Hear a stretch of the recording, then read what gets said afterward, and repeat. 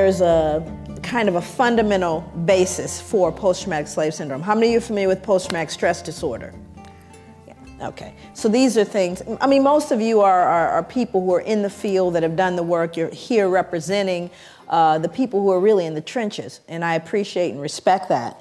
The theory very often, when people hear it, post-traumatic slave syndrome, I try to kind of get at kind of what's going on in the room. There's ambivalence, there's feelings of, you know, what? Come on now. What are we saying now about the slavery thing? It's over. You know, get over it. You know, we're done. We have that kind of feeling. And how possibly is she drawing a connection between something that happened so long ago in contemporary society? You know, come on, are you trying to find an excuse? Are you trying to blame people? You know, these are the natural kind of knee-jerk reactions to hearing the term post-traumatic slave syndrome. However, I would submit to you that, you know, it's based on research. So I did about 6 years of research specifically looking at violence. My area of focus is violence. And I'll cover that in my PowerPoint. Also, some of you may not be able to see points of the PowerPoint, but we're going to make it available to you. So you don't have to worry about it. There's a website where you'll be able to download my PowerPoint. Isn't that correct? Did I say that right? Okay, so that part you don't have to worry about. But I kind of want to set the ground so that we can all advance and move forward together. Now, the reason I do that and the reason why I began that way is because there's an assumption, a fundamental assumption in a room this size with people very well educated, people very well exposed, that we're all entering this discussion at the same level. And we are not. I can guarantee you we are not. We all have our ideas and our beliefs, and then we all have our experience. For example, the people of color that are in the room, all the people of color that are in this room are arriving in this room at a different level because they have lived in this skin. And we're rarely given any kind of appreciation or understanding of what you have to live with walking through the world with this skin. So you kind of come in at a different level of awareness about the discussion. And then you have folks that come into this discussion that are educated around it, that are clear about it, but can't really empathize their way through it. In other words, it's not a feeling thing, it's a cerebral thing. So some people stay intellectual because that's a level of comfort. Nothing wrong with that. But very different from the person who lives in the skin. It is personal and it is emotional. Okay, so all of that's going on in this room even before we get started. But as people committed, you know, it may get a bit uncomfortable. But that's okay, because it's been uncomfortable living in this skin. It's been uncomfortable. And we have to learn how to deal with that discomfort and stay in the room. So when we look at the fundamental premise of trauma, and we understand the nature of trauma, we know that there have been other groups that we've looked at the etiology of contemporary behavior based on multi-generational trauma. One group, Jewish Holocaust, families of Jewish Holocaust, and the fact that the Jewish community is very, very clear about honoring that Holocaust. So much so that Spielberg will probably make another movie. And I'm not mad at him, because what he's doing is ensuring that the generations that come will never forget the Holocaust and its impact upon Jewish people. You'll look at folks throughout the world, even Aboriginal folks in the United States, where more focus is being done on what colonialism has done. We've looked at Japanese internment. We've looked at Australian Aboriginal folks. We've looked at multi-generational impact of trauma on people who have had tragedies like the tsunami victims. We'll look at everybody. But when it comes to looking at Africans, there's a visceral response. Oh, come on, why are you? And it's a curious thing as a social scientist to me that you get so much pushback when you talk about Africa. And we look at the legacy of slavery. You get so much pushback, but more importantly is why do you get the pushback? See, as a social scientist, I'm less concerned with the material, which I'm clear about. I'm more interested in why the behavior. Why is there such reticence at looking at this issue? And the answer is, when you peel back the layers of this, we peel back everybody's layers. Everyone gets naked in this room, and that's not always comfortable. It's also very comfortable to talk about the other's pathology. And the reason why I think that becomes important is so that when we begin to engage in this discussion, we don't find ourselves falling victim to the fear, guilt, all of that stuff that's not useful to anyone. It's not useful. This means we're going to peel the layers back. And while 246 years, as it were, in American history of American chattel slavery, starting with 1619 to the ratification of the 13th Amendment in the United States, we're looking at 246 years of American chattel slavery. And it's very comfortable, and I think to some degree people can say, you can't have 246 years of trauma and expect that nothing happened, especially when that trauma was followed by more trauma, especially given the fact that there was never a point of healing. Not difficult to do the math here. This is not deep and philosophical. It really makes sense. But you know what else is true? You can't have 246 years of folks engaged in a traumatic experience that were white that went unaffected. That means everybody has been affected and infected by this thing. So that's the part that gets uncomfortable, because it's usually okay to look at the other. We're going to look at everybody. This is going to be one where we really show the elephant in the room, and only for the purposes of recognizing that unless we do so, none of us can heal. This is not a process that any of us can do individually by ourselves. This is a collective process.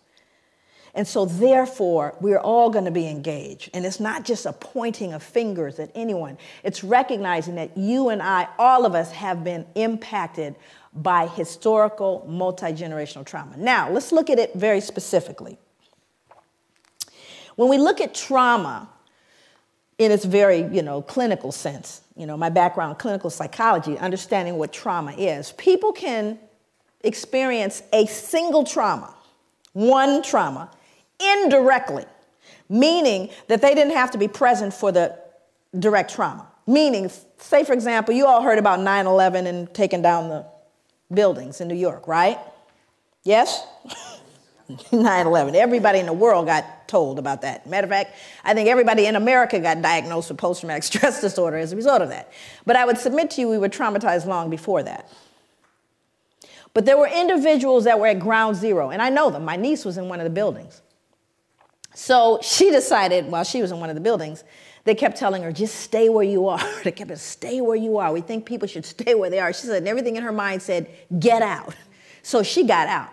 Matter of fact, she leapt over the security guard to get out of the building. And it's a good thing she did. But during that time, there were people at ground zero, for example, like my niece. And there were people who watched it on television. And then there were people in other countries who heard about it. So there are varying levels of understanding around this trauma that happened in the United States. There were people at ground zero, were there, saw folks falling out the sky, got videotape footage of it, watched it on television, invited folks over and drank beer. Not traumatized. No trauma. There were people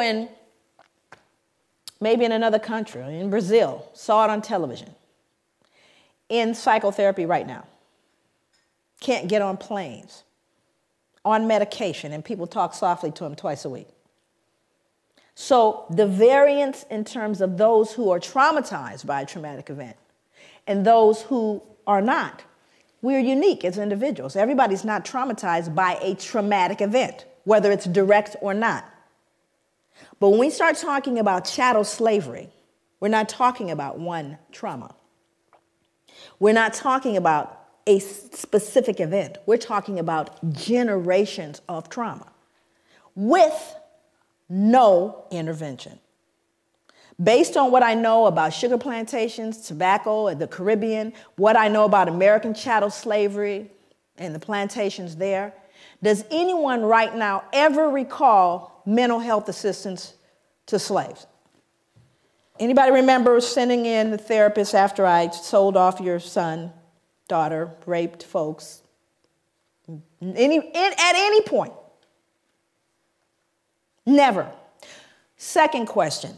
After slavery was officially over, now you're free. Anybody remember any therapy then? We know it's been rough, it's been deep for you, it's been difficult. We're going to do a little group therapy. Anybody remember that? That would be no. Number 3, after slavery officially ended, both in the States, in the Caribbean, the British ended, do you remember whether or not trauma continued? Did the trauma continue for people of African descent? I need to know. Okay, so now let's do the math. Hundreds of years of trauma, no treatment. Freed, more trauma, no treatment. What do you do the math? Do you think there may be residual impacts of that trauma? Of course there is. It didn't end, friends, and it hasn't ended yet. So I think on one point, African people and people of African descent are extremely resilient. Matter of fact, I think we're a miracle. Far be it for us to pathologize or to look and cast this idea of weak and sick people. Oh, on the contrary, I'm profoundly resilient because we've done everything we've done thus far with no help, with not even the ability to have this discussion. As though it were possible, we escaped injury in all those hundreds of years and the years that followed. So this kind of journey I'm going to take you on is going to be one that really gives a perspective on what this trauma was, what it looks like, and clinically, what is post-traumatic stress disorder? What does it look like? Now, let me give you a little snapshot. We'll get into it in more depth a little later. But post-traumatic stress disorder, if in fact you are diagnosed with that, again, remember, direct or indirect trauma, here are some of the symptoms. A feeling of foreshortened future.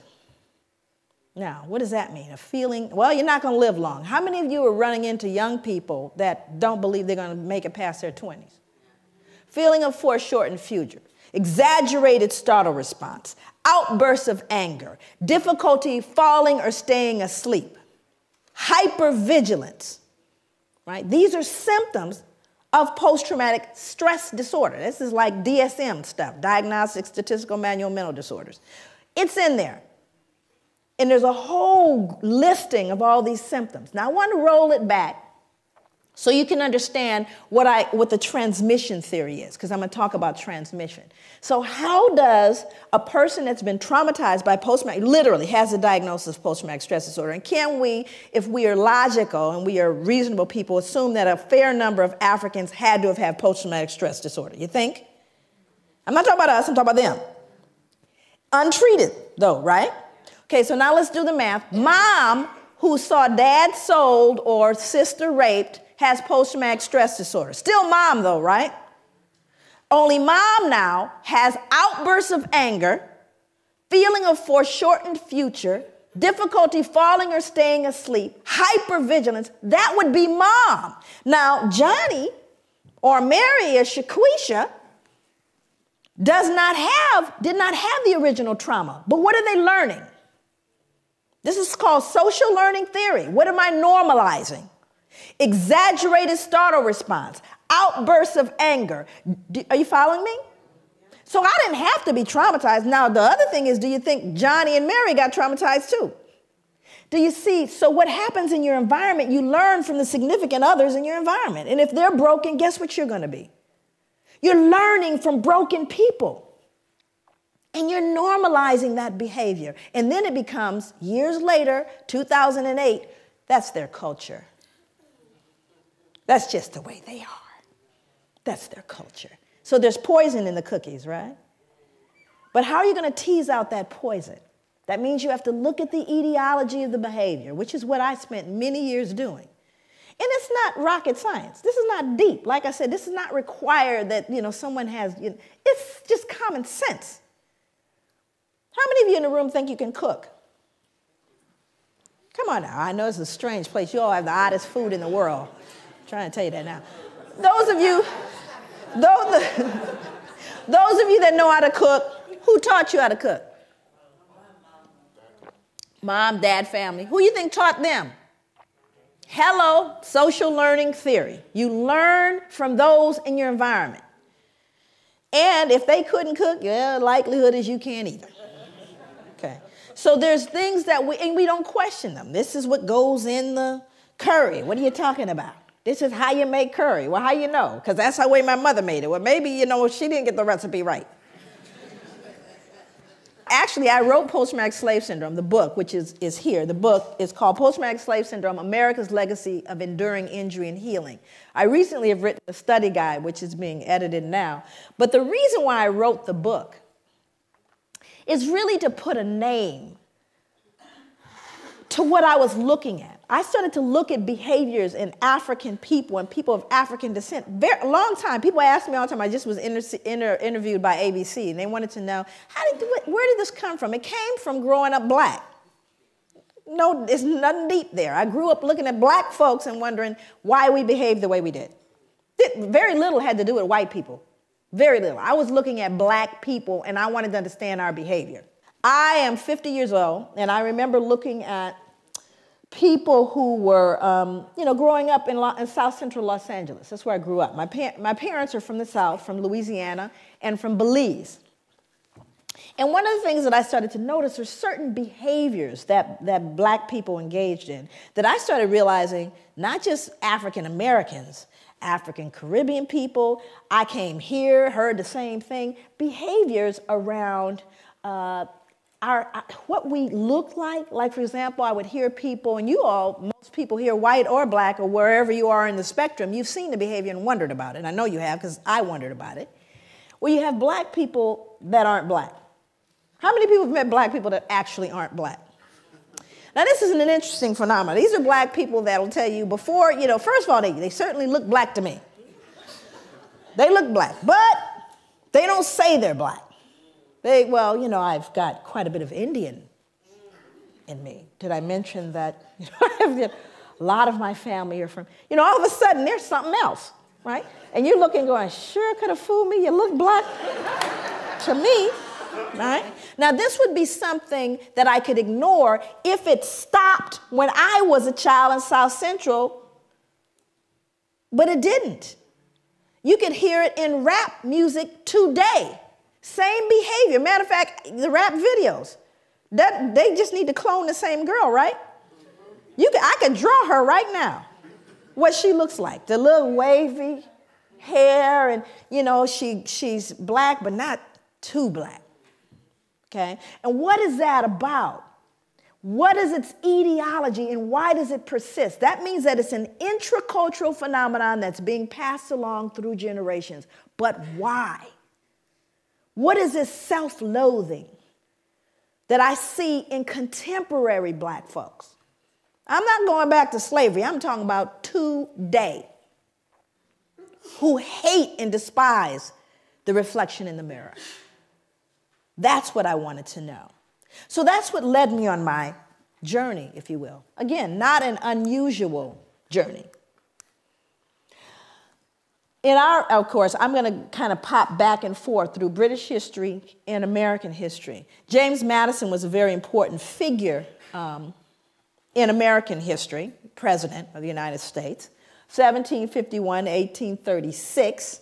He said, blacks are inhabitants, but as debased by servitude below the equal level of free inhabitants, which regards the slave as divested of 2/5 of the man.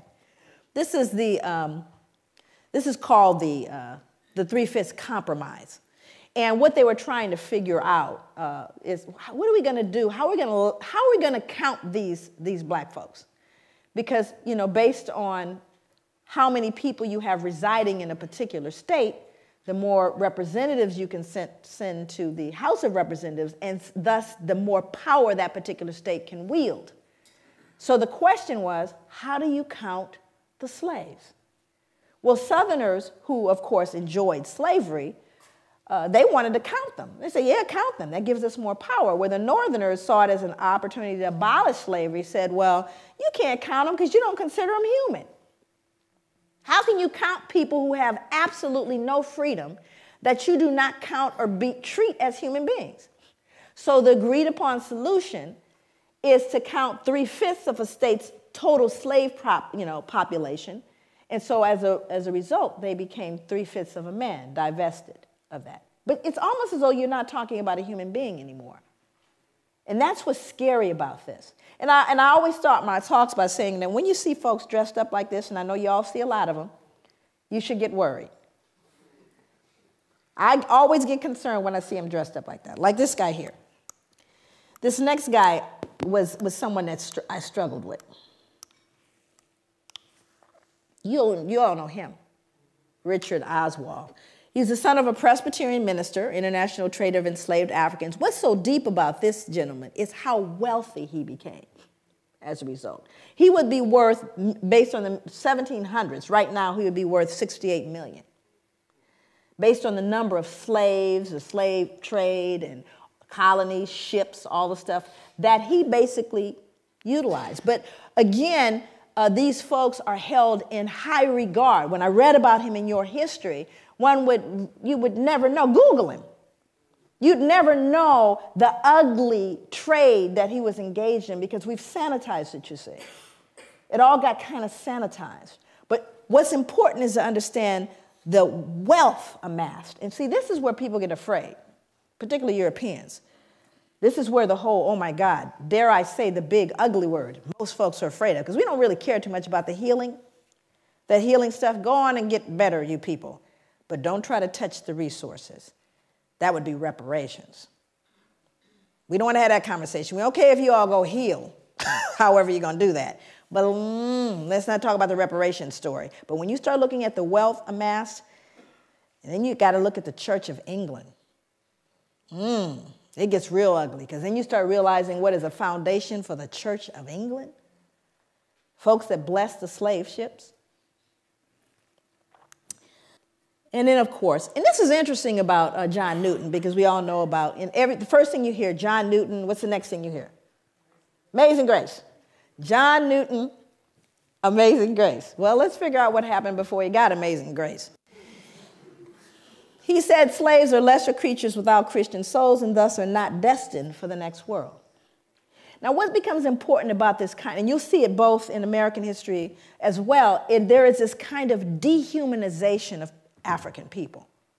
Because you got to ask yourself this question: how do people who deem themselves superior, who see themselves as the civilizers, who recognize themselves as what we call manifest destiny, the white man's burden of civilizing all the rest of the races, how do you reconcile being the superior being and engaging in barbaric behavior?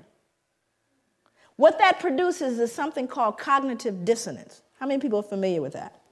Cognitive dissonance is really thinking discord. It's when you begin to feel conflict between what you believe or understand or hold to be true, and you are then faced with behaviors, either in yourself or others, that conflict with your fundamental belief.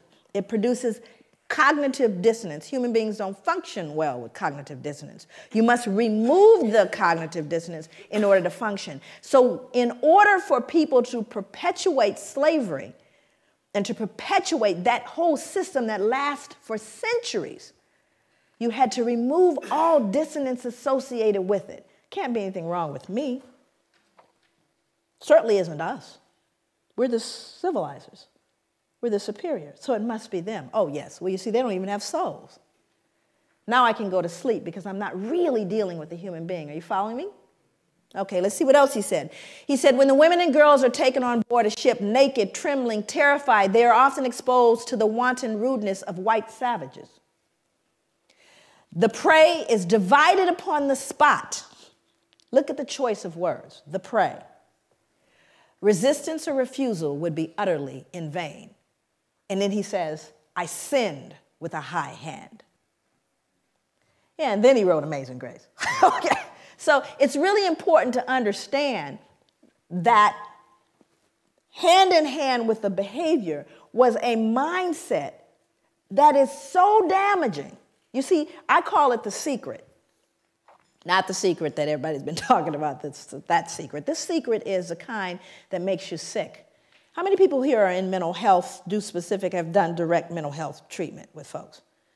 If you've done you know that the secrets make us sick, yes? Isn't it the secrets that cause people the pathology?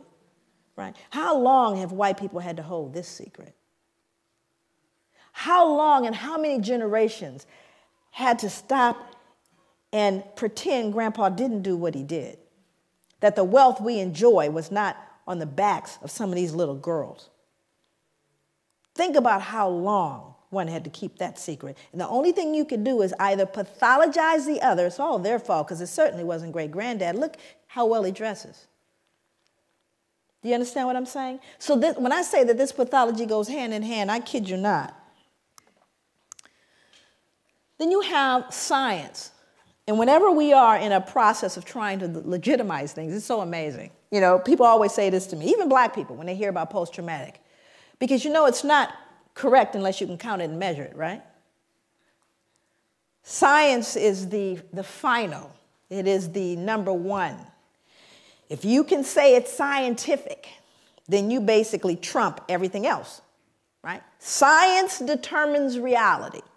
So if we can scientifically assert a thing to be true, then in fact it is true, because it's scientifically proven.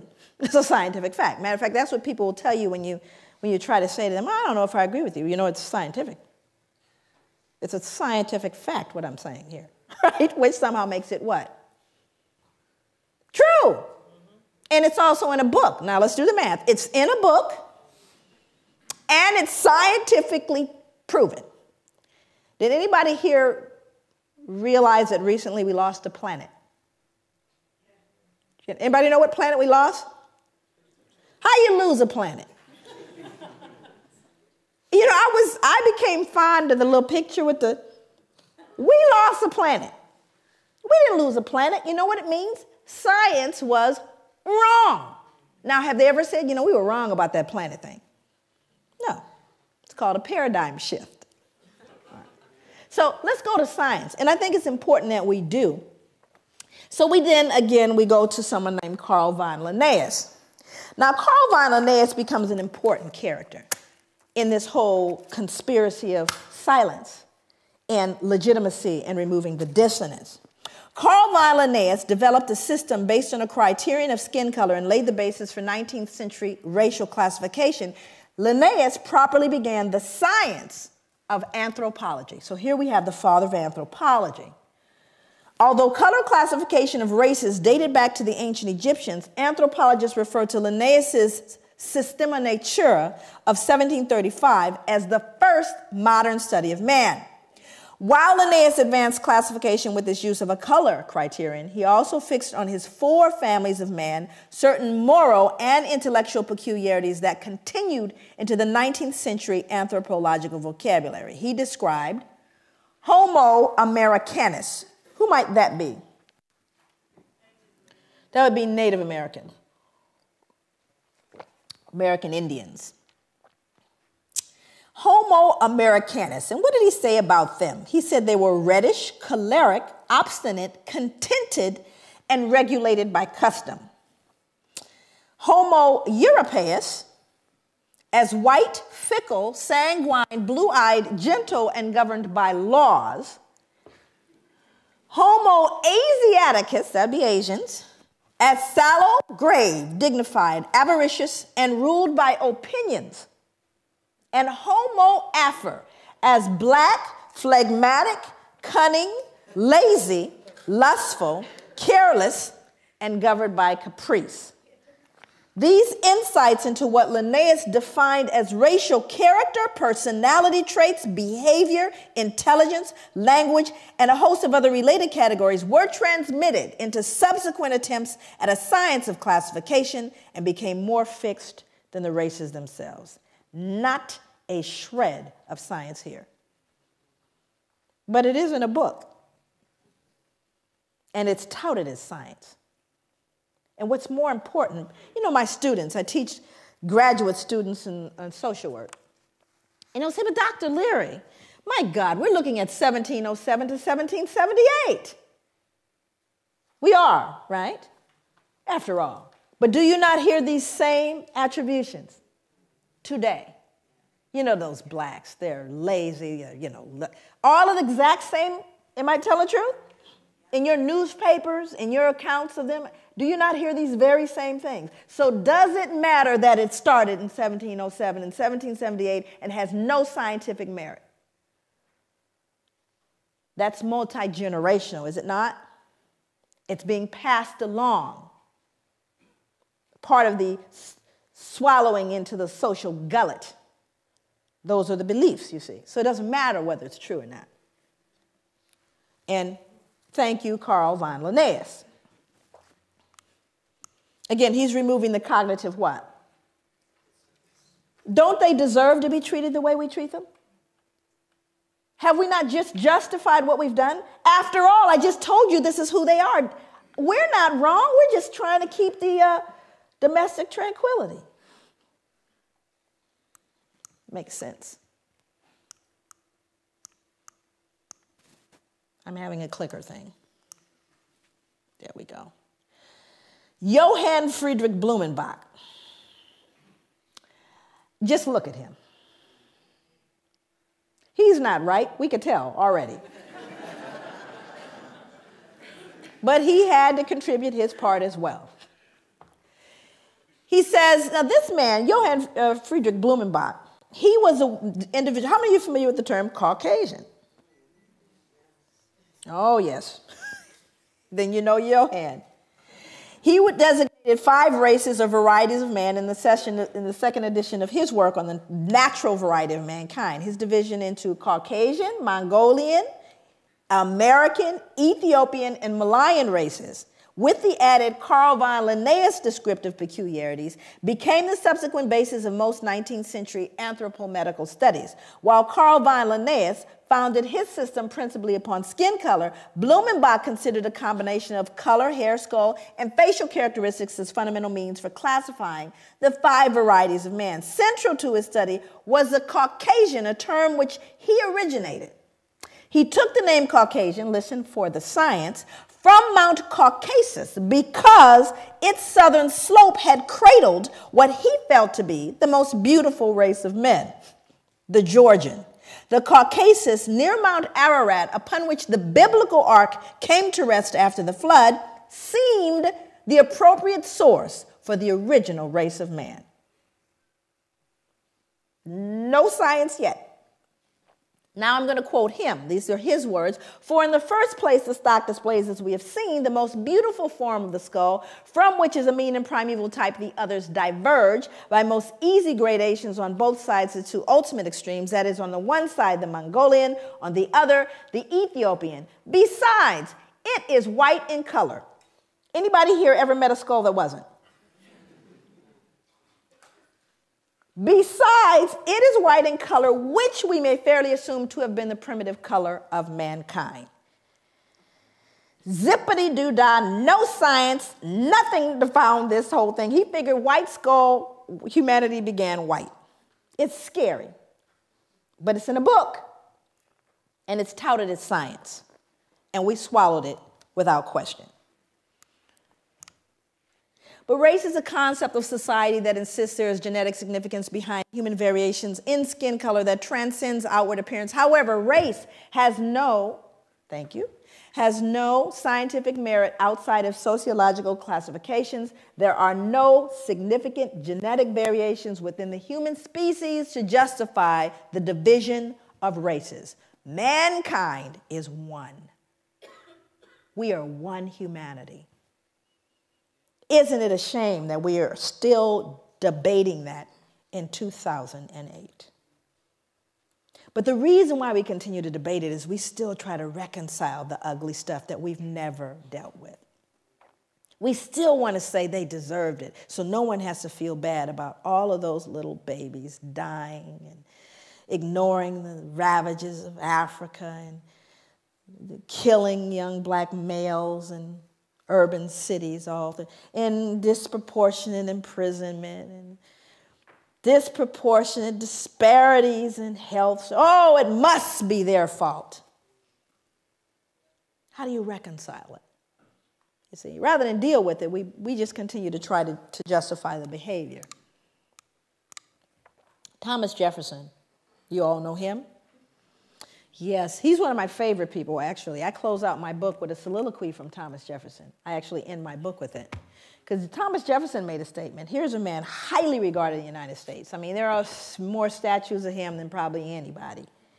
And he made a statement towards the end of his life, he says, "Indeed, I tremble for my country when I consider that God is just and that his justice cannot sleep forever." You see, it haunted him to his grave because Thomas Jefferson knew. He knew what would happen. Matter of fact, he predicted exactly what we're dealing with today, what happened between people of African descent and those of European descent. Predicted it. He was a bright man. How do you reconcile behaving in such a barbaric way? Well, let's see what he said. He said blacks smelled bad and were physically unattractive. Well, this was inconsistent with his behavior because, you know, he fathered slaves, Sally Hemings. So it didn't smell that bad, huh? Now, here's a more important one. He said we required less sleep. Now, that one's more interesting to me. Why would he need to? What dissonance was he feeling that he would need to believe that blacks required less sleep? Why? What did he do? You know, he owned slaves. So what do you think? How hard do you think he worked them? What was the work day for a slave? Sunrise to sunset. But do you have any empirical evidence, Joy? Can you prove that? Because you know, if you can't write it, you know, count it and measure it, it didn't happen in European culture. Is that correct? Got to count it and measure it. How many of you have measurable objectives? Measurable outcomes. You better measure it. I don't care if you tell them. Can you tell your boss really, truly, at the end of the year, we're doing better now? I've been to work every single day I've watched, and I can guarantee you we're doing better. Is that going to fly? That would be no. That means you have to count it and measure it. And if you didn't count it and measure it, it didn't happen. So when you start looking at the notion of requiring less sleep, that's an interesting thing because I have to believe if I work you that hard. And boy, I got humbled when I found out how hard folks worked in the sugar plantations. Ooh-wee, I got humbled by how hard folks in the Caribbean were worked. But what I decided to do is I looked at the Library of Congress. Most of my work over the 9 years that it took to write the book, 6 years of that was research. The other part of it had to do with doing interviews of elders and reading slave narratives, and there are thousands of them. This is just one taken from the Library of Congress. Sarah Gudger from North Carolina wrote, "Never known nothing but work, never knew rest, felt like my back was going to break. This the gospel truth." Then I looked at what happened in the sugar plantations, and this was amazing. One final set of grim numbers underlines the way slaves on sugar plantations like Codrington, which was a plantation in Barbados, were systematically worked to an early death. When slavery ended in the United States, slaves imported over the centuries had grown to a population of nearly 4 million. When it ended in the British West Indies, total slave imports of well over 2 million left a surviving slave population of only about 670,000. More than twice as many slaves were shipped to the island of Jamaica alone than all 13 North American colonies combined. The Caribbean was a slaughterhouse. In fact, the reason why there was more importation of slaves to these plantations is because they died so frequently. They were treated so badly, ate so poorly, that females never reached their menstrual cycles. They never actually started their menstrual cycles, so they couldn't reproduce, you see. And so many of them died, they had to import more. That's how treacherous was, you lazy black folks that you are. Isn't that ironic, though? What's so ironic is black people run from the shame of feeling like they're perceived as lazy. I mean, I live with that so much that when I would go to hotels, I would leave it cleaner. Because your mother, everybody's mother taught you, leave it cleaner than you found it. So black folks are so hypersensitive, I was cleaning up the hotel room. Because I wouldn't want anyone to think I'm dirty, right? Now, other people in the audience that are of color, how much harder did your parents tell you you had to work to get to even? How much harder? You had to work twice as hard. Now, how come I knew that about you? How come I knew that? Think about it. And yet at the same time, white people think we're lazy, you see? But we're so hypersensitive because of the shame, right? And then our ancestors were worked to death. to death. Recently, they unearthed a slave cemetery. They unearthed actually a slave cemetery in New York City. It's on Wall Street, by the way, in the shadow of the bull. Unearthed the slave cemetery, and they still to this day, they're struggling. They recently, have done a lot in terms of commemoration. I went to it took me everything to get to it. They had it blocked off so you couldn't get to it, but because they didn't want to deal with it. You can't just bulldoze a cemetery. So here in all these skyscrapers in the middle of it is this little cemetery, and there are slaves in that cemetery. More important than that was what the bones told us, because now you got CSI. Hell, I can go in there and tell you what's going on now. So with the CSI thing, now they've discovered a little bit about the bones. And to me, the most phenomenal thing about the bones is what they told us about those people and how they live. Majority of the people in there were children, infants and children, high mortality, infant mortality rate. They even know what they died of. Died of malnutrition and starvation, because they could tell by the rotting of the teeth and the jawline. So even though they most likely grew food, they weren't allowed to eat it. And then they found something even more peculiar that speaks to this idea of why he believed we required less sleep. They would show a large frame man, and they would find an injury where the muscle actually detached itself from the bone as a result of exertion and not injury. Stay with me. It detaches itself from the bone as a result of exertion. That means you work so hard, the muscle detached itself from the bone. You don't see those kind of injuries in contemporary society because no one's going to work that hard. Unless, of course, you have a gun trained on you from sunrise to sunset. So we do have empirical evidence of how hard folks worked. Then he went on to say that we were dumb, cowardly, and incapable of feeling grief. Why would Thomas Jefferson need to believe that? Why would he need to believe we didn't feel grief? What was he doing, do you think, that produced cognitive dissonance? You were killing people? Not only were you killing people, beating them, you were selling them, yes? Selling mothers away from their children and husbands away from wives. And surely they don't feel it, because if they felt it, that would make them human like me. So I simply say, and you see, it's not even so much that he said it, but he was an important person.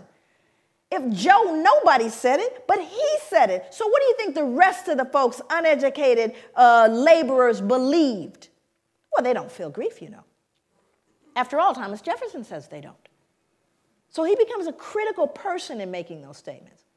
But you see, it was all to relieve and to settle the conscience that he died with. But these become very important as you see how these things move forward. Then there was J. Marion Sims. I won't spend a lot of time with him. He's another figure. You can Google him. There's a statue, actually, of him in Central Park. And J. Marion Sims was an individual credited. He was a father of modern gynecology. How many women in here know what a vaginal speculum is? And for those men in the room that we lost, a vaginal speculum is a device designed to open up the vagina. It was considered one of the most important advancements in medicine that was made. He was credited as being the wealthiest wealthiest physician to have ever lived.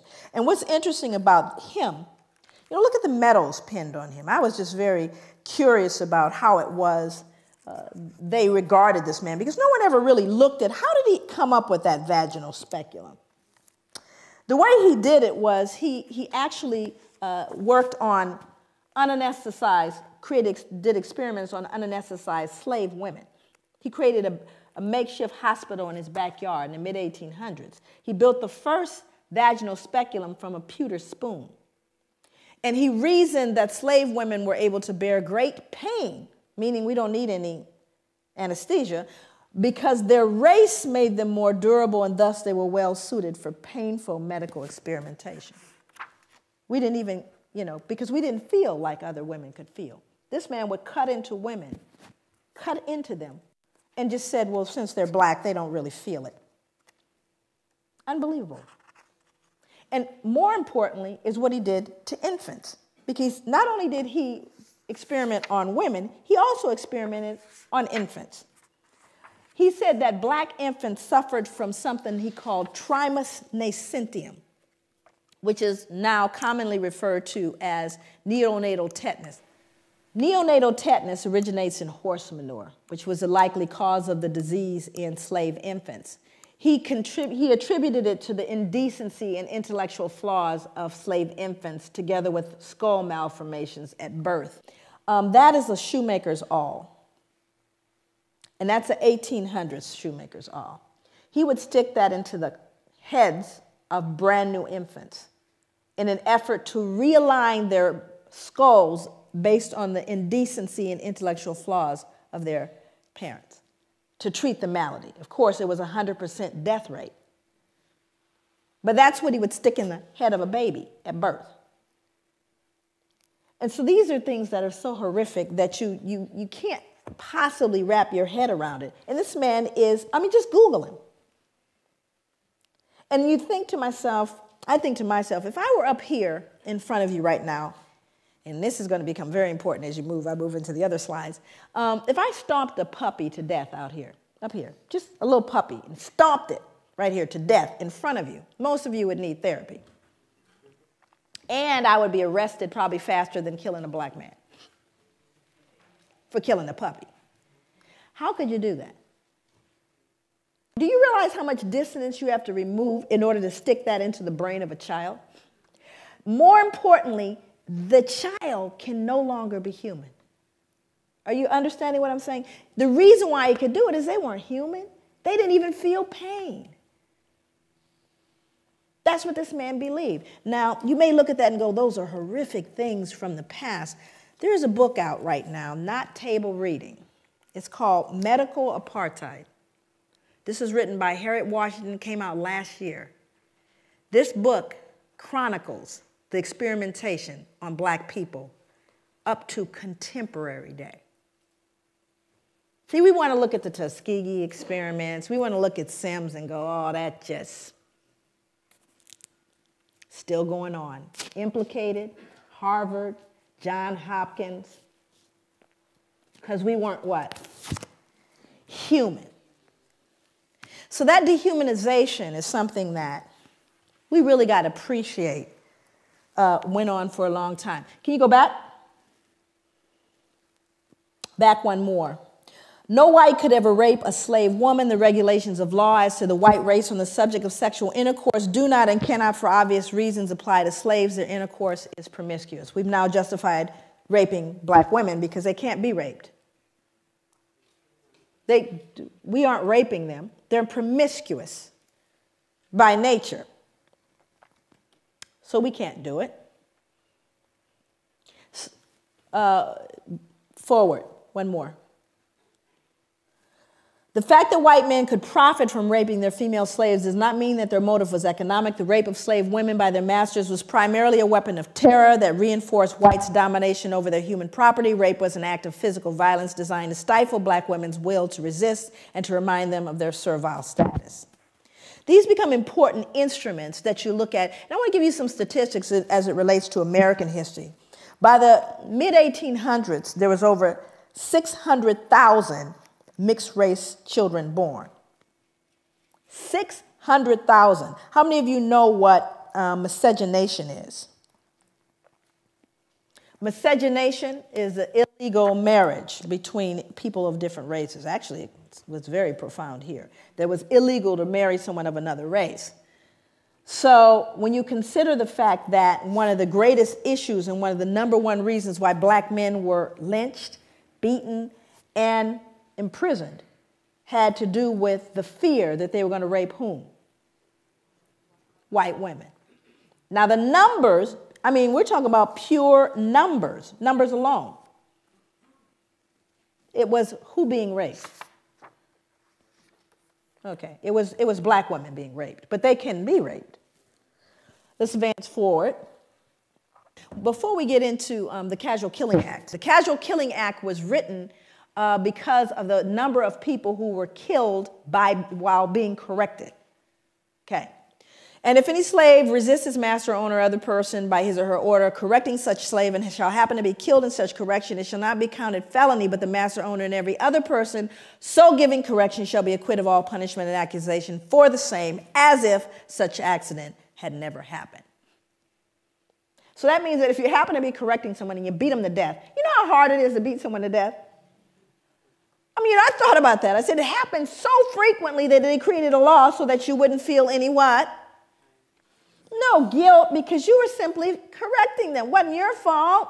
So I went back to look at who was beating folks to death. I wanted to know. And it was white women. White women were beating black children to death. That's who was being beaten to death. But it wasn't her fault. She was just correcting them. You see, what we do is we rob ourselves of our own humanity when we refuse to look at this stuff. We rob ourselves of our humanity. And that's what people didn't know happened. Going forward, one more. Then you had the mental health folks. This is how we got in. We got in to try to fix it. In the early years of the 19th century, a physician named Samuel A. Cartwright argued that two particular forms of mental illness caused by nerve disorders were prevalent among slaves. One was drapetomania, which was diagnosable by a single symptom, the uncontrollable urge to escape from slavery. So now what we've done is we've now pathologized your desire to be free. Must be something wrong with them. Keep trying to free themselves. And again, it would be funny if it weren't in journals. You see, all of this is to remove the cognitive dissonance. Now we have, look at all the people joining in. You got Linnaeus, you got anthropology, you got physicians. All of them saying, they deserve it. It's not us. We don't need to adjust anything. And if they just tried harder, how about you people just pull yourselves up from your bootstraps? What's the matter with you? The playing field has been leveled. Well, we're going to see if, in fact, it's been leveled.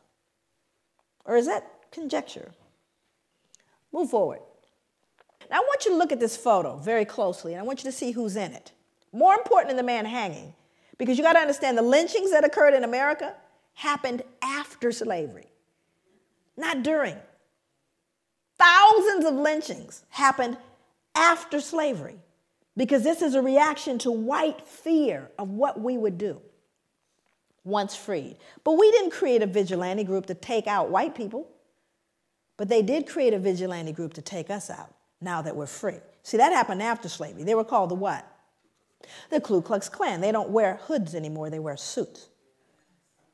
But they're alive and well all over the world, even here. So look at who's in the picture. I want you to look at this little girl in particular. You can't see her closely, but she's actually grimacing, like smirking. Now, remember, let's go back to the puppy concept here. She would be loathed and torn up probably if this was a puppy, which means he's less than that, because she's not disturbed. This little girl is not disturbed by this, but she should be, shouldn't she? People always ask me, they go, Joy, what was the impact on white people? There it is, right there. Can't feel any empathy for him. None, zero zip. There's a little one back here, even smaller. Because whatever she's been taught or told, socialized to believe, makes him no longer human. That's the greatest danger to white people, is that they can't feel it. And there's a reason why white people can't feel what we're talking about. My God, what would you then feel? It's tough.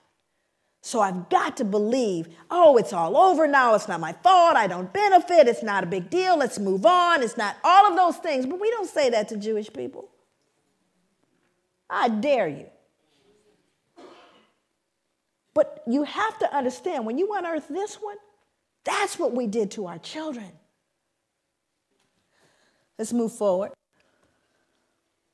This is a similar photo to the one that is used in Denzel's movie. Now, and again, most important, this is a man that's being burned. Also, I won't read the depiction, but there are newspaper accounts of this. It's written in a book called 100 Years of Lynching by Ginsburg. No pictures, just newspapers that say not only did they burn him, they decapitated him, cut him into pieces, and used parts of his body as things to put on mantles. So people would say, get me a tongue, would you, or a liver, a little crisp, so I could put it on the mantle. Now, again, I want you to look at the folks. I want you to look at who's here. We're not talking about the toothless, big gut, hooded wonder, are we? We're looking at plain old, common, dressed up folks. They're squeezing, please, I want my picture taken. Are you following me? This is somebody's cousin, uncle, somebody. And the ability to do that, dehumanize this man and rob them of their humanity all at the same time. All at the same time. That is the most dangerous, treacherous thing that could happen. What did Hitler do? He dehumanized human beings, put babies in ovens. Anything that robs us of our humanity is a danger to everyone. And that is what's going on with people of African descent all over the world, because not only did it get done here, but who did we tell? The entire world we told these people don't deserve any value. Everyone wants to be American, not y'all. But when we go, I literally go to countries all over the world. America sets the standard, and thank God for what happened later. Let's move forward. So a lot of people start saying, well, y'all got free, right? Y'all are free, everything's fine. See, whenever you talk about post-traumatic slave syndrome, people get locked there. So there's a myth that after slavery ended, the playing field was leveled. Was it? Remember, all the lynchings occurred after slavery. That wasn't during, after slavery. So you had black sharecropping. Now, we didn't get a lot of black history in our schooling. I have 4 degrees, and 3 of them advanced degrees. Never did I get black history. I got about 2 pages of black history, and one of them, what page was a picture? And there was a picture of the little folks with the cabin. You probably saw the same picture. It's a little cabin, the little guy on the porch with the banjo, little children running, frolicking about, eating watermelon, right? Everybody happy? And we certainly need little Mary and little Johnny to believe that they were happy. The slaves were happy people. And they had a nice place to live. Because we couldn't have them feeling cognitive what? Not little Mary. She can't start questioning what Grandpa did. So I want you to see this, because those are leftover slave quarters. He's a sharecropper. So now let's go back and take a look at sharecropping.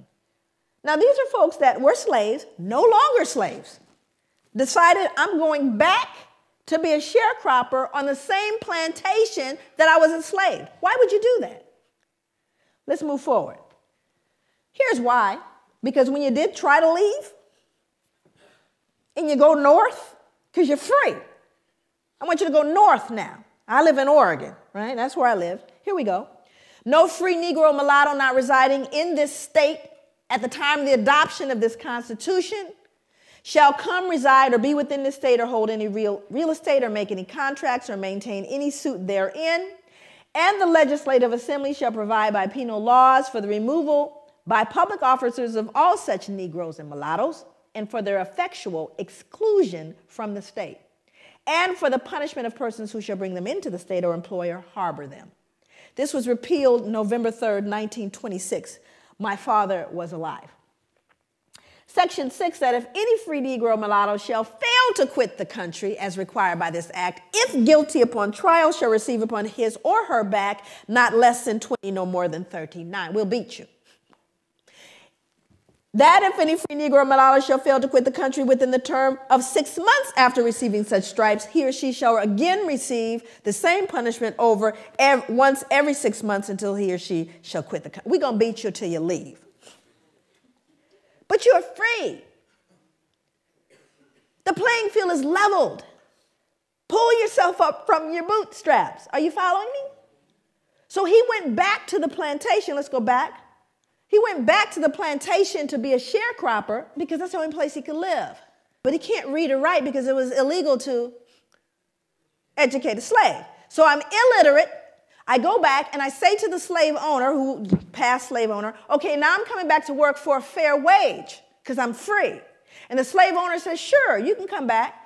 So here's what I'm going to do. I'm going to advance you seed, tools, and a mule. In other words, you know, I am going to give you that grant that you want. And we're going to let you work with that. And at the end of the year, we'll settle up. Well, the grant's never enough, is it? And so at the end of the year, he's found owing. And what must he do to pay off that debt? He's got to work it off, yes? And his children have to work it off, yes? That's called debt servitude or another form of slavery. But you all are free. What are you whining about? Let's move forward. Move forward. So, well, can we lease them? Now, everybody wants to know big issue. You have overrepresentation here. Guess how I know? Overrepresentation in the criminal justice system has its etiology. It was big business then. It's big business now. You're going to get free labor one way or another. New slavery is imprisonment. Well, let's see. Why was this? It was so successful. By the mid-1898, nearly 3/4 of Alabama's total state revenue came directly from this institution. Well, of course, I wanted to do research on what they did because they're free. But now we're arresting them at alarming rates. And for what? 12 years for vagrancy, loitering, startling a white woman, looking menacingly at a white woman. That's what they got 10, 12, 15 years for. And many of them, 25%, died under convict lease, more than during slavery, because there were no protections, because now we have another label to justify our behavior towards them. And what's their new label? Well, after all, they're convicts. They're criminals. Don't they deserve it? Do you see what I'm saying? So when did it end, is the question. Move forward. You all heard about Katrina, yes? Yeah. See, I was there. My family's from Louisiana. I went to the 9th Ward. Sometimes you can't pay attention to what the news says. It's important to actually go eyeball what's going on, which was very interesting because it was one of the most horrific events I'd ever seen and probably will ever see in my life. Where black folks were just simply treated differently. Did you notice that? Here's the good news about Katrina. Everybody noticed it. So all the rest of the world where we learned, send us your poor, your huddled masses yearning to breathe free, your democracy, your equality. They said, what happened with that Katrina thing? All that stuff y'all talked about. Well, let me read this. This is from Associated Press, taken straight from the newspaper. In the front, actually, the top part here is actually a woman, but they think it's a man. Anyway, it says, a young man walks through chest-deep floodwater after looting a grocery store in New Orleans on Tuesday, August 30th, 2005. Same body of water down here, excuse me. 2 residents wade through chest-deep water after finding bread and soda from a local grocery store. Now, same event, same water. White people, black people. We've told you what you see now. That removes your what? Dissonance, because these people can't be perceived as looting. They're white people. White people don't loot. Now, the truth of the matter is, I don't care what any of them are doing. It doesn't matter, but I'm going to still the social conscience by letting you know, don't forget, this is a looter. Matter of fact, what you last heard was that they were looters and rapists. Did you not? So don't they deserve it? That wasn't back in, slavery though, was it? Now we're going to kind of move into operationalizing that to look at what is it, how do we begin to connect that behavior, that history to what we're dealing with and what you're dealing with right now and what we're seeing. And very often people say, well, is everything post-traumatic slave syndrome? Obviously, that would, trivialize all the work. We cannot lay squarely on the shoulders of post-traumatic all the problems that we see, nor can we place all the problems squarely on the shoulders of white people or any of the above. So hopefully we won't digress into anything that is that foolish in terms of a discussion. Because, that's another thing that happens in terms of trying to deal with the pushback around this. Then we move into extremes, and it tends to dilute the realities that are going on. So hopefully we're way beyond all that. Well, now she's saying everything is post-traumatic. No, I'm not.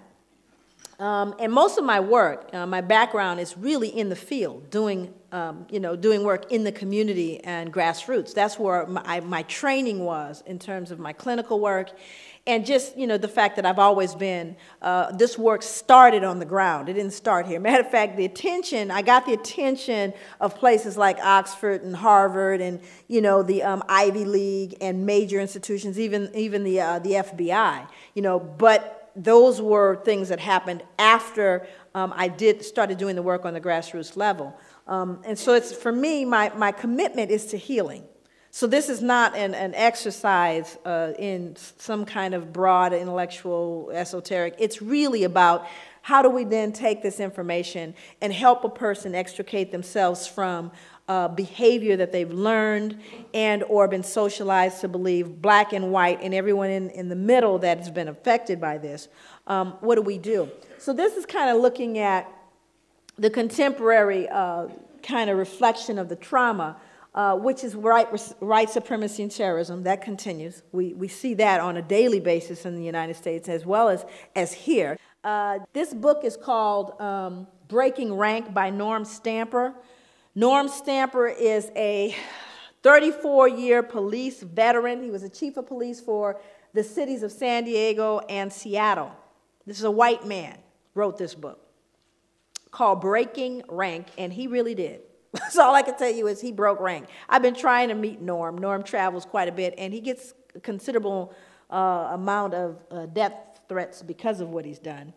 But he talked about, and this is contemporary, and remember, that's what we're looking at. How does it reflect itself today? I've heard some police officers refer to prostitute slayings or to the slayings of blacks as misdemeanor murders, employing an unofficial code for them, NHI, which means no human involved. Now, these are on telephone calls. These are on calls that you hear on police officers speaking, hey, what do you have? Well, we have an NHI. We have no human involved. It's a black person killed. Do you see what I'm saying? Again, the dehumanization reflecting itself in just their casual involvement with one another. San Diego cops confessed to a myriad other acts of discrimination, including additionally dehumanizing the references to blacks on a radio call, Justin 1113 nigger. 1113 is a code for an injured animal. How many people think they understand what racism is? Show of hands. Come on, you think you know. I'm not suggesting I know. I just have a couple of definitions that kind of came to me as I thought about it. How many people think there are white racists? That there are white racists out there? How many think there are black racists out there? Okay. Now, this is an interesting thing because this becomes important as we begin to define concepts. Now, I do that. I usually define concepts all the way. But one of the things that I do is I try to help people get a picture of what I mean by racism. So tell me how it is. I'm going to, first category is white racism, then we'll deal with black racism. So white racism. Tell me the ways in which white racism adversely impacts the lives of black people. Just what are the ways that white racism can adversely impact the lives of black people as a group? What are some of those ways? I'm sorry? Power, but how is that defined specifically? Education, okay. I'm sorry? Economically, employment. What else? Housing, what else? Policing. Why are we here today? Healthcare, okay. Now, we could actually kind of grow that list. Now we're going to move over to black racism. Tell me the ways in which black racism adversely impacts the lives of white people as an entire group. Thank you. The reason why you become silent, there's one that always comes up, and that's fear. White people are afraid of black people. They are afraid of us. And it's a very interesting thing because black people know it. We know white people are afraid. But you have to start getting into the psychology. What are you afraid of? Why are you afraid? But it's an interesting dynamic. Now, also you see the difference in what racism is, do you not? Racism implies you have not just prejudice, but the power to do something with that prejudice. Now, I don't like you, not only that, but I'm going to control whether you can get, I may say I hate you. I hate white people. I hate them. It's not going to change you getting that, loan when you go to the bank. I can hate you all the way to the bank. Not going to change. Do you see the difference? That whereas white racism says, not only do I not like you, but I'm going to change the impact of where you can live. I'm going to determine with that racism where your powers are. You following me? And I'm talking about as a group, not an individual, because people said, I remember when my uncle didn't. I'm not talking about your uncle. I'm talking about the whole group. I'm not talking about an incident. That's a difference. But white people are afraid. So let's get into how this fear impacts criminal justice. Because if white people in this room are afraid of black people, guess who else is afraid of black people? Only they have guns. So, now let's look at what he said. Simply put, white cops are afraid of black men. We don't talk about it. We pretend it doesn't exist. We claim color blindness. We say white officers treat black men the same way they treat white men, but that's a lie. And here's a big one. In fact, the bigger, the darker the black man, the greater the fear. Any big black men in here? You got a big old bullseye on you, even if you got the suit on. And it's the truth, because statistics bear it out.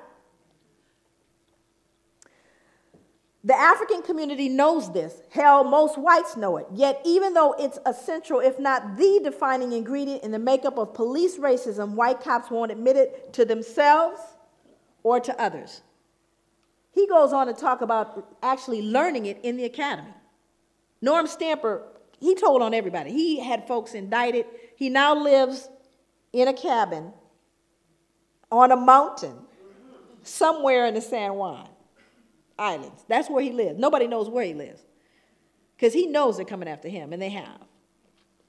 This is a statement from the book also. Race and class discrimination are all too real in every phase of the criminal justice system, from arrest to sentencing. Impoverished black defendants, and this is going to sound familiar to you, are far more likely to wind up on death row than richer middle-class whites, or the 3,000, and of the 3,700 inmates now awaiting execution nationwide, 43% are African American. Black defendants are not accorded the same due process rights as whites. Their cases are not given the same scrutiny and consideration afforded to white defendants. Not now, not ever, not in this country. This is what the man said. It was dismal. But he doesn't believe it's possible in the current system. So what we have to realize is we need to be realistic about that. So what I have to do is teach my sons how to navigate this, do I not? Doesn't matter what I think and, oh, baby, we are the world. No, this is real. You do have a bullseye on you. When you're in the elevator with the only white woman there, and you're the big black man, she's clutching her purse and she's worried. That's a reality. And if you startle her too much, it used to mean you get lynched. Matter of fact, I think she could scream rape now and you'd get taken down. Now, this is interesting because this has to do with women. My father used to say if a white man has a cold, a black man has pneumonia. And if a black man has pneumonia, a black woman has cancer. It just kind of figures out that way. In 1986, on-duty California Highway Patrol Officer Craig Payer strangled a San Diego State University student named Kara Knott and threw her body off a 70-foot bridge. Motive, she'd resisted his sexual advances. Now let's go back and understand that, and this is an interesting thing. I worked with adolescent and adult male and female prostitutes for 5 years. I don't want you to get that confused. I'm not an ex-ho. I've actually had people say, gosh, she's come along, she used to be. She's done so well. So somehow when I say that, people think I've never been in the life, okay? I work with adolescent, adult, male and female prostitutes as a case manager counselor, okay? And during that time that I worked with folks, it was very interesting to see the perspectives and the behaviors and the attitudes that people had about prostitutes. I mean, when folks want to be, if you want to start off as a serial killer, just go kill the prostitutes. Nobody cares. They don't even CSI don't investigate the prostitute slayings, right? But when we begin to see what's been happening with particularly women of color, you know, just historically, women of color have been fodder for white men. Now, what started in the backwoods or in the cabin with the slaves, it never went away, you know. And I want to speak to this because this is a tough one to swallow too. But imagine they did a study back actually in the 80s, and they asked men cross the board, cross races, if you could get away with sexually assaulting a woman, raping a woman, in other words, and there's no possible way that you'll get, you know, penalized for it. Do you ever get, how many of you would consider doing it? This is just regular Joe, go to work with the kids. 70%. 70. Said if I could do it, I would do it. Imagine being able to do that for a couple hundred years with impunity. Imagine, you don't have to worry about, you know, you talk about pedophilia and all that. Imagine being able to buy that. And then you could beat it to death, too, and get another one. I know it's tough to wrap your head around, but what happens to an appetite created like that? Where you could rape a black woman anytime you wanted to, and it wasn't considered rape because she was promiscuous. Hundreds of years. We're not talking about a few years. Hundreds of years. Protected by the law. No moral. You could go to church. It was all good. Where do you think that went after slavery ended? It didn't go away because guess who's the number one? You got folks who are pimping the women, and then you got the ones that are buying them. And who's buying them? Same middle-aged white males between 35 and 60, married with children. 5 years I work with them. These are the Johns. Still are the Johns. And still are getting hold of some of that black body. Are you following me? This is really important. No, it just mutated into something else. So now we have to figure out a way within the legal perspective to deal with these women who are out of control. My cautious guess is that 5% of America's cops are on the prowl for women. Women, you need to get concerned. 5% of any police department. In other words, there are folks who become police officers because they're predatory. That's why. Think about it. We know where pedophiles go, don't we? You go where there are children. Thank you. So we got to understand police officers, plenty of them are twisted. And I've worked for the last 20 years with police officers. Trust me. I'm always concerned about someone that deliberately wants a gun, aside from the short man.